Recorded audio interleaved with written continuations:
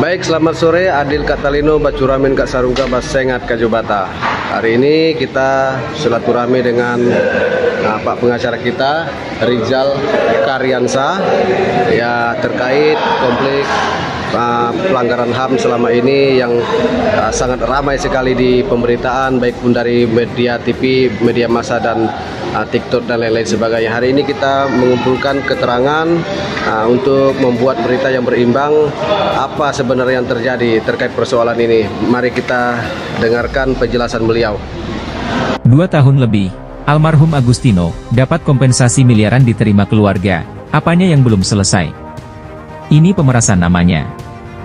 Berita Trends, Ketap.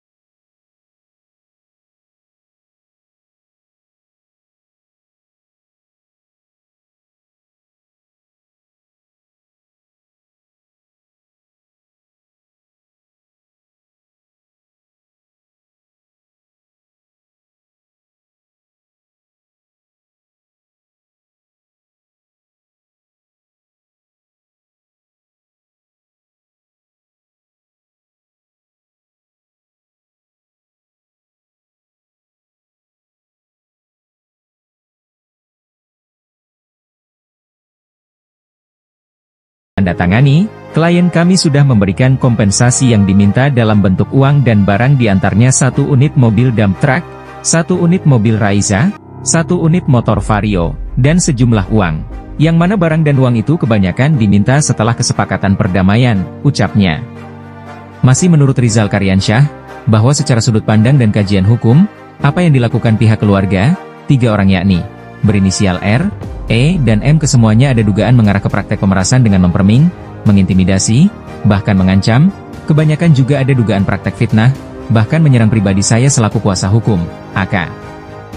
Permasalahan dugaan pemerasan dan kejahatan yang mengarah ke pelanggaran UU ITE, itu sudah saya laporkan di Polda Kalbar, tutup Rizal Karyansyah, SH.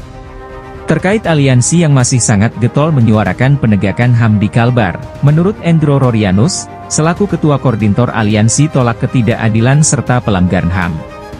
Saya mempertegas, bahwa perjuangan kami lebih kepada perjuangan menyuarakan penegakan hukum dan pengakuan HAM di Kalbar. Namun terkait kasus Agustino, menurut saya, itu sebenarnya secara kebetulan, tenggang waktu penanganannya di saat peringatan Hari HAM Sedunia, yaitu 10 Desember 2024. Artinya itu salah satu fokus kita, ucapnya.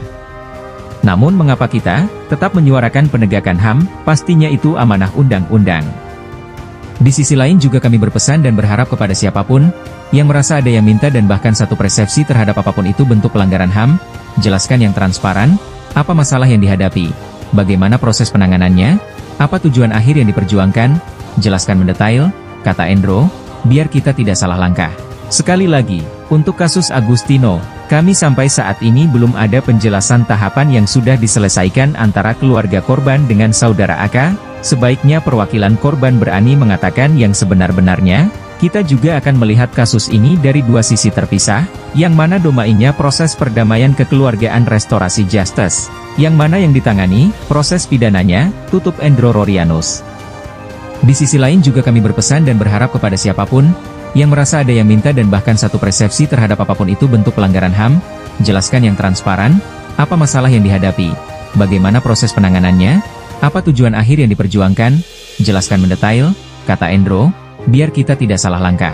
Sekali lagi, untuk kasus Agustino, kami sampai saat ini belum ada penjelasan tahapan yang sudah diselesaikan antara keluarga korban dengan saudara AK. sebaiknya perwakilan korban berani mengatakan yang sebenar-benarnya. Kita juga akan melihat kasus ini dari dua sisi terpisah, yang mana domainnya proses perdamaian kekeluargaan restorasi justice, yang mana yang ditangani, proses pidananya, tutup Endro Rorianus. YouTube Tukang Lihat mengabarkan. Kalau kita pertegas, kami punya data. Kami punya data, artinya kalau ditotal-totalkan, dari sejak awal, dari uang duka, uang perdamaian, dan uang-uang yang lain dengan diminta tidak wajar ini, kalau ditolakkan ya kurang lebih sekitar, ya kita tidak menyebut pastinya ya, kurang lebih hampir sekitar 2 miliar, kurang lebih hampir 2 miliar. Termasuk berupa barang-barang mobil, berupa mobil. Ditotalkan. Terus harapannya Pak? Harapan kami agar dari ini, sementara ini harapan kami kan begini, karena melihat berita-berita yang berkembang baik di media massa maupun media sosial, itu dibuat framing seakan-akan itu adalah keluarga mereka itu playing victim, ya kan? Sehingga masyarakat yang tidak mengerti akan mendapat informasi yang tidak. Harapan kami semoga dengan adanya informasi ini yang didukung oleh fakta, ya bukan sekedar informasi biasa, tapi informasi yang didukung oleh fakta, agar masyarakat atau netizen bisa memahami ini loh fakta sebenarnya. Dan bahkan kami juga ada mendapat informasi bahwa dari keluarga mereka juga meminta bantuan kepada beberapa lembaga sosial, baik itu LSM dan lainnya, dan ormas. Apakah dari mereka ini sudah menceritakan kepada rekan-rekan LSM ini tentang apa yang sudah diterimanya? Ya, semoga akhirnya harapan kami ini semoga permasalahan ini bisa terkuak apa sebenarnya yang terjadi, dan saya menilai bahwa dengan meninggalnya saudara itu dijadikan alat oleh mereka untuk melakukan tindakan-tindakan yang tidak terpuji. Cukup. Dengan siapa kami berbicara sore ini? Ya, kebetulan saya ini adalah Rizal Karyansa SA. Saya selaku kuasa hukum daripada AK, sebut Ansel AK, dan saya sebagai advokat yang tergabung di dalam Peradi, ya, dan sudah 30 tahun sebagai yang menimba berkiprah di dunia advokat. Dan pada saat ini saya sebagai Dewan Penasihat DPC Peradi Pontianak, sekaligus saya sebagai Ketua Dewan Kehormatan DPC Peradi Mekral. Mekral Mempawah, Kuburaya, dan Belanda. Kata-kata untuk malam ini salah kuliah. Ya, kata-kata yang indah pada Blim Ayu. Mari kita luruskan, mari kita tegakkan, mari kita ikut membantu masyarakat yang tertindas dan yang jujur. Adil Kak Talino, baca Ramin Kasunda, sangat bata. Harus. Baik, sekian dulu video kita.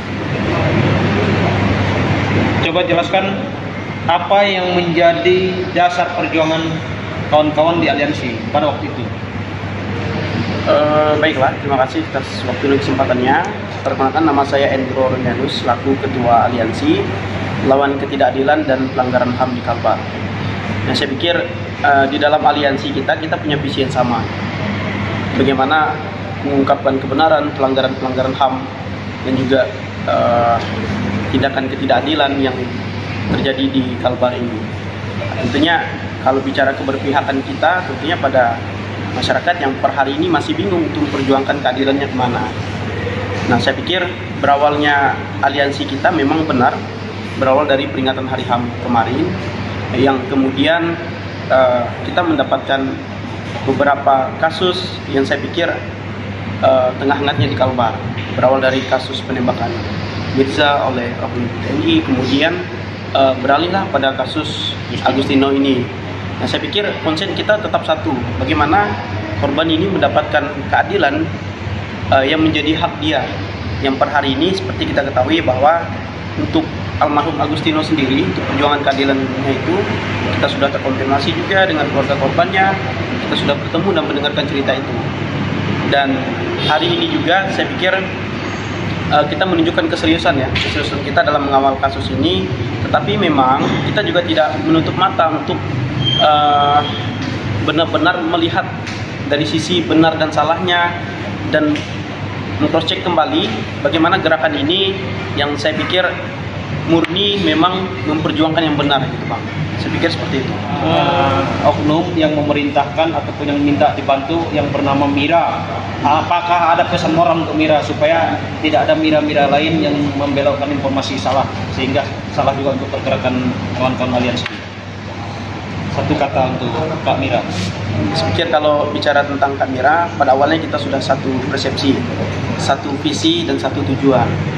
Nah, tetapi memang seiring berjalannya waktu banyak kejanggalan, kemudian putusnya komunikasi, kesulitan kita untuk kembali memperkuat bukti dan gerakan kita. Pesan saya untuk Kak Mira, kalau memang mau berjuang, ayo kita totalitas, kemudian ke depan kan asas keterbukaan kata satu sama lain, seperti itu Pak. Dengan siapa saya bicara sore hari ini? Saya Endro Ronianus, koordinator dari Aliansi Pelanggaran HAM dan Ketidakadilan di Kalbar. Terima kasih.